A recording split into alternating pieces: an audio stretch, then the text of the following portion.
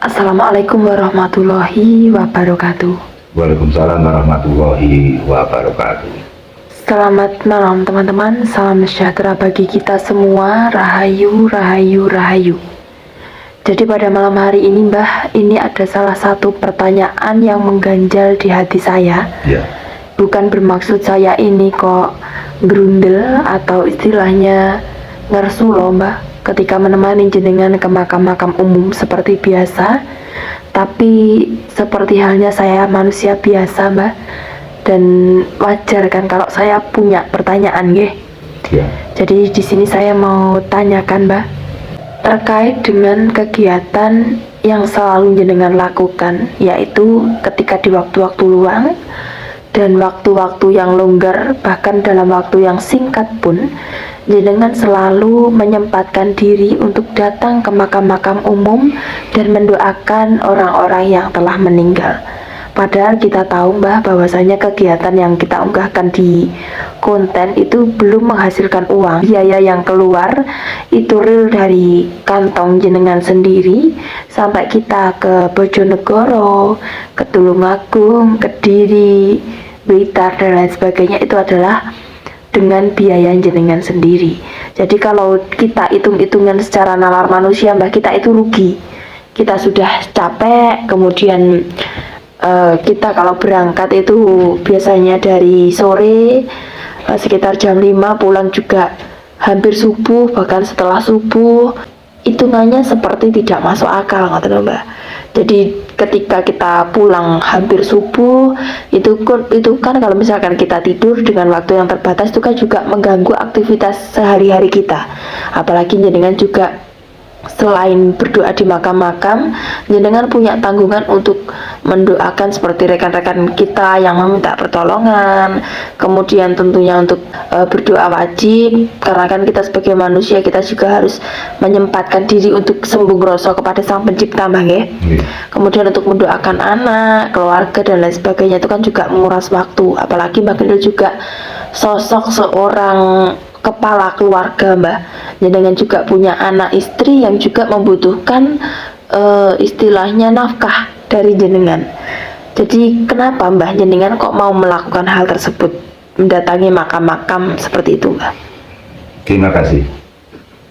Di dalam kehidupan, secara jujur bahwa kehidupan kami, kalau bisa digrafik, sengsaranya dan bahagianya lebih banyak sengsaranya.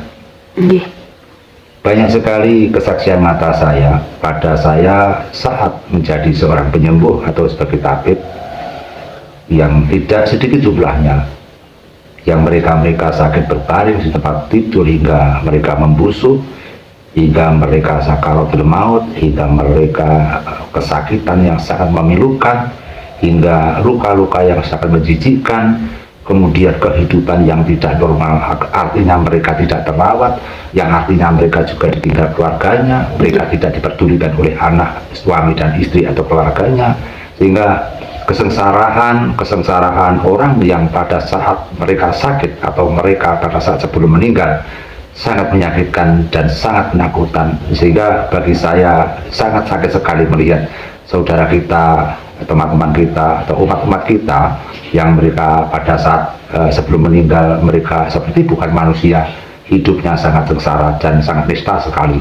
Jika di situ saya berbalik ke arah ke pribadi saya dikata saya seperti itu, betapa sakitnya kalau pagi ingin siang, kalau siang ingin sore, kalau sore ingin malam, kalau malam ingin pagi, dan seterusnya, dan mereka menanti kesembuhan yang ternyata tidak sembuh, yang ujung-ujungnya mereka juga akan meninggal.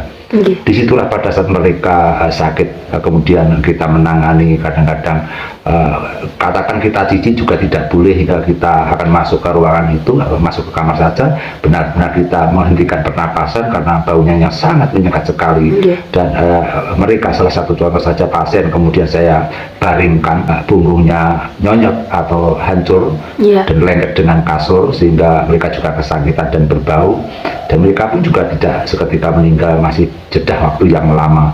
Mereka hanya sebagai orang yang teraniaya, mereka sebagai orang yang hina, dan mereka begitu seperti umat yang tidak berharga sekali. Mereka seperti orang-orang yang disisihkan dan mereka seperti sampah saja. Manusia adalah hamba yang terpuji, manusia hamba satu-satunya umat Tuhan yang begitu mulia. Tapi apabila kita melihat bukti nyata bahwa orang yang sakit dan mereka mendapatkan cobaan yang sangat besar, sehingga kita berkaca kepada diri saya bahwa Tuhan Maha Murah dan Tuhan Maha Pengasih dan Maha Penyayang, sehingga apabila kita benar-benar memohon, maka Tuhan akan memberikan doa-doa kita, akan mewujudkan dan akan memberikan dengan keikhlasannya dan memberikan apa yang kita minta. Sehingga di dalam kehidupan ini saya berharap sekali bahwa apabila saya hidup ini, semoga nyawa saya, tenaga saya, kemudian tangan kaki saya, lahir dan batin saya itu berguna bagi nusa dan bangsa, berguna bagi manusia, berguna bagi umat. Tentu di dalam balik itu kita tetap tentu punya kesalahan dan kekhilafan. Kita mengakui bahwa dosa-dosa kita sangat banyak sekali sehingga kita kesulitan untuk menebus dosa yang saya jalani. Namun di lain itu dosa-dosa yang saya jalankan, maka kita ingin berbuat baik agar dosa-dosa ini nanti akan diberi ampunan oleh Sang Kuasa, yaitu Allah Subhanahu wa Ta'ala. Kita kembali kepada titik permasalahan, yaitu kita benar-benar ingin sekali bahwa perjalanan ini, baik itu berharga atau tidak, baik ini dikecam orang atau tidak, baik ini mungkin mendapat pahala dan tidak, kita lepas dari itu. Yang penting kita jalani dengan kebaikan sesuai dengan keyakinan saya. Keyakinan saya apabila kita berjalan dengan kebaikan tentu akan tumbuh dengan subur, maka akan muncul dengan kebaikan. Apabila kita menanam keburukan, maka kita akan berdampak, kita akan menunai, kita akan panen dengan keburukan yang kita dapatkan. Sehingga pertanyaan baru, kenapa kita ikhlas mendoakan kepada para arwah-arwah, pada orang-orang yang telah meninggal yang tanpa bulu, terutama keluarga kita jalani dengan ikhlas. Kita ikhlas sekali karena kita punya tujuan, Mbak. Punya tujuan, yaitu apabila nanti di suatu saat nanti kita dipanggil ke rahmatullah, kita dipanggil untuk berpulang, maka kami berharap agar pribadi untuk saya sendiri semoga diberikan kenyamanan, kedamaian, kelancaran, tidak merasa sakit, dan kita mendapatkan sesuatu tempat yang layak, dan kita akan diberikan cahaya yang terang sehingga kita tidak kegelapan dan tidak kebingungan. Itu harapan saya. Sehingga yang paling penting adalah untuk pribadi saya sendiri, sehingga agar kita nanti punya harapan-harapan yang mana kita akan senang di alam akhir nanti. Karena kita tahu jelas bahwa hidup itu pasti dan mati itu pasti terjadi. Enggak, jangan sampai kita lupa kita hidup kemudian kita melupakan mati kita.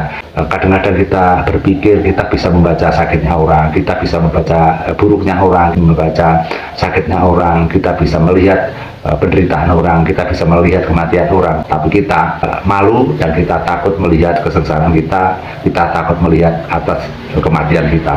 Sehingga bayangan kapan kita mati pun kita juga takut untuk membayangkan kapan kita meninggal, dengan anak, istri, dan semua kesenangan di dunia ini akan kita tinggal. Sehingga disitulah kita juga merasa ketakutan. Kemudian apabila mati, ya bayangan-bayangan kita yaitu ketakutan apabila kita mendapatkan siksaan, mendapatkan kesengsaraan, dan kita nanti akan bingung di alam sana nanti karena kita mengakui bahwa kita ini punya dosa yang banyak, Mbak.